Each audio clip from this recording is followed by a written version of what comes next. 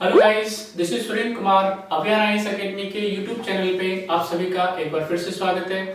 Guys, आज हम बात करेंगे एक और इम्पोर्टेंट टॉपिक के बारे में। बार बार इससे क्वेश्चंस पूछे जाते हैं, हर एग्जाम में इसमें से क्वेश्चन पूछे गए हैं।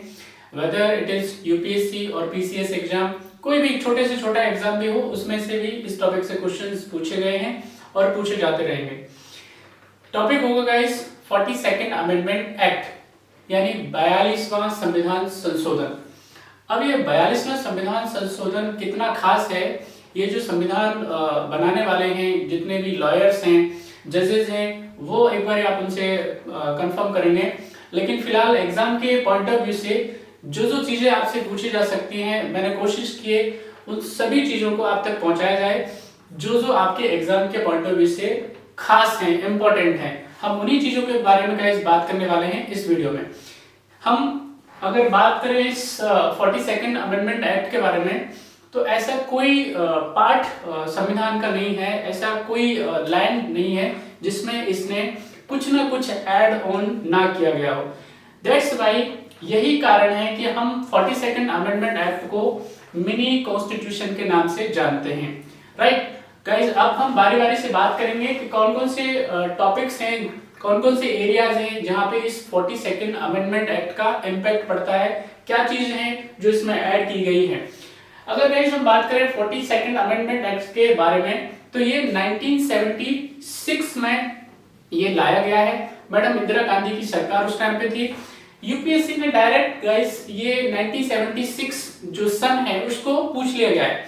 यूपीएससी ने पूछा है कि 42वां संविधान संशोधन अधिनियम कब लाया गया। ये सिंपल सा एक फैक्ट गाइस पूछा गया है। इसके अलावा कभी वो 1976 पूछ लेता है, कभी 42nd अमेंडमेंट पूछ लेता है, तो ये वाइस वर्सा इस तरह से चलता रहता है और इसके प्रोविजंस भी बार बार वो पूछता है। अब गाइस 42nd अमेंडमेंट जो एक्ट है, इसका इंपैक्ट बारी बारी से हम बात करेंगे, क्या क्या चीजें जो हैं जोड़ी गई थी। हम सबसे पहले बात करें प्रियम्बल के बारे में। इस 42nd अमेंडमेंट एक्ट का प्रियम्बल के ऊपर इंपैक्ट क्या पड़ा, तो गाइस इसमें प्रियम्बल के अंदर, जिसे आप सोल ऑफ कॉन्स्टिट्यूशन बोलते हैं, इसके अंदर तीन जो चीजें हैं या तीन जो वर्ड्स हैं वो इसके अंदर जोड़े गए थे और वेरी इंपॉर्टेंट है, हर एग्जाम में वो सारे तीनों वर्ड्स पूछे जा चुके हैं। इसमें जो तीन वर्ड जोड़े गए गाइस, उसमें जो पहला वर्ड है दैट इज आपके पास सोशलिस्ट, यानी भारत कैसा होगा, एक सोशलिस्ट कंट्री की बात इसमें की गई है। दूसरा जो वर्ड जोड़ा गया है वो सेकुलर वर्ड है और तीसरा वर्ड है दैट इज इंटीग्रिटी। तो ये तीनों वर्ड्स जो है प्रियम्बल में जोड़े गए हैं 42nd अमेंडमेंट एक्ट के द्वारा। तो ये गाइस आपको इनको सुनना चाहिए ध्यान से और आपको पता होना चाहिए। गाइस अगर हम नेक्स्ट अगर बात करें कि किसमें और क्या परिवर्तन किया गया, गाइस ये सारी की सारी जो रिकमेंडेशंस हैं, एक कमेटी बनी थी जिसका नाम है स्वर्ण सिंह कमेटी, और स्वर्ण सिंह कमेटी की रिकमेंडेशन के आधार पे ही ये सारी रिकमेंडेशंस हम आपको बता रहे हैं। इस दूसरे नंबर पे आता है हमारे पास में फंडामेंटल ड्यूटीज। अगर हम फंडामेंटल ड्यूटीज के बारे में कुछ फैक्ट चेक करें, तो फंडामेंटल ड्यूटी जो है वो संविधान के पार्ट 4 ए में है आज की डेट में। राइट, और आर्टिकल जो उसके लिए रेस्पॉन्सिबल है वो है 51 ए आर्टिकल।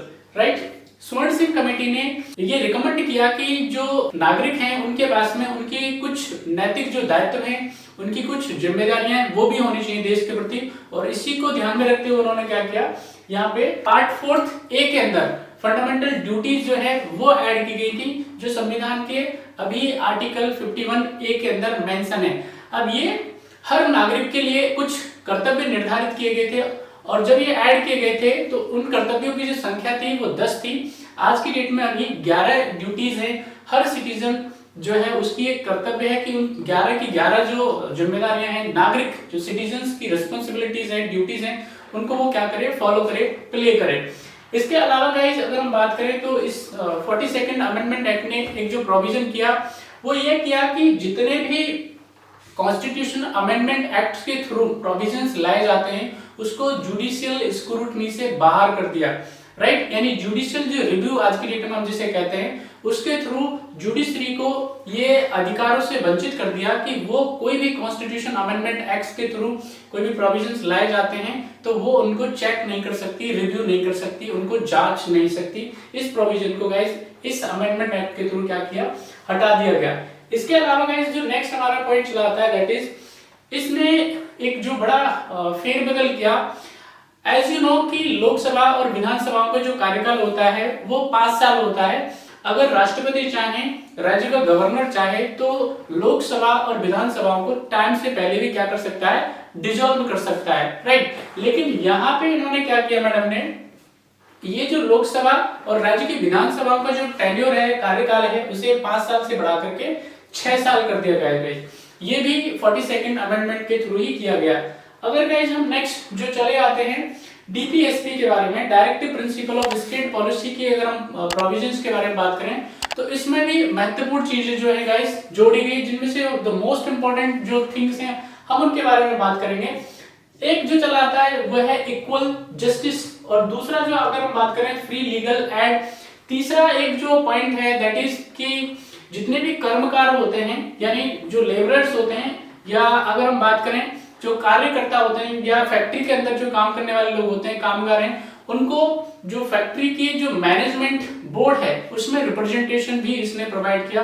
अगर हम बात करें जैसे कॉन्स्टिट्यूशन ऑफ इंडिया का आर्टिकल 39A जो है वो क्या है आपके पास में, फ्री लीगल एड की बात करता है, तो वो इसी अमेंडमेंट एक्ट के थ्रू इसको प्रोवाइड किया गया। इसके अलावा गाइस हम नेक्स्ट जो चलते हैं तो वो नेशनल इमरजेंसी चलाता है। यानी इसने प्रोविजन किया कि जो इमरजेंसी है, नेशनल इमरजेंसी है, वो देश के किसी भी पार्ट में, ना केवल होल एरिया में बल्कि किसी छोटे पार्ट में भी नेशनल इमरजेंसी को अब क्या किया जा सकता था, इंपोज किया जा सकता था, लगाया जा सकता था। ये प्रावधान भी 42nd अमेंडमेंट के थ्रू इसमें लाया गया। इसके अलावा गाइस अगर हम बात करें तो जितने भी हमारी फोर्सेस हैं उनको ये ताकत दी गई, यानी डिप्लॉयमेंट ऑफ फोर्सेस जो राज्यों में लॉ एंड ऑर्डर के लिए, पीस एस्टेब्लिशमेंट के लिए किया जाता है, उसको काफी ताकतें इस अधिनियम के द्वारा, इस एक्ट के थ्रू दी गई। इसके अलावा गाइस हम अगर बात करें तो इसमें कुछ सब्जेक्ट्स थे जो कि स्टेट लिस्ट के थे, उन स्टेट लिस्ट के सब्जेक्ट को निकाल करके कंकरेंट लिस्ट में डाल दिया गया। अगर इंपॉर्टेंट सब्जेक्ट्स की बात करें तो लाइक जैसे एजुकेशन है, फॉरेस्ट हो गया आपके पास, राइट, जो वाइल्ड लाइफ है जिसमें एनिमल और बर्ड शामिल है, उनका प्रोटेक्शन हो गया, उनकी देखभाल हो गई। इसके अलावा अगर हम गाइस बात करें तो मेंटेनेंस ऑफ जस्टिस है। तो ये कुछ चीजें थी जो, या 4-5 बेसिकली मैं बात करूं तो 5 सब्जेक्ट थे जिनको स्टेट लिस्ट से निकाल करके कंकरेंट लिस्ट में डाल दिया गया। तो गाइस ये कुछ अति महत्वपूर्ण कुछ फैक्ट्स हैं जो 42nd अमेंडमेंट के बारे में है। इसके अलावा भी बहुत सारी चीजें हैं जो अभी मैंने इसमें डिस्कस नहीं की हैं क्योंकि बहुत कम पूछी जाती है वो। ये ऐसी कुछ चीजें हैं जिससे बार बार आपसे क्वेश्चन बनते हैं। मैं सजेस्ट करूंगा कि अगर एक्स्ट्रा आपके पास टाइम मिलता है तो भी आप अपने लेवल पे भी इसको जाकर के एक बार तैयार कर लेंगे, काफी इंपॉर्टेंट टॉपिक है। तो आज के वीडियो में 42nd अमेंडमेंट से इतना ही, बाकी अगले वीडियो में मिलते हैं, तब तक अपना ध्यान रखें। Thank you.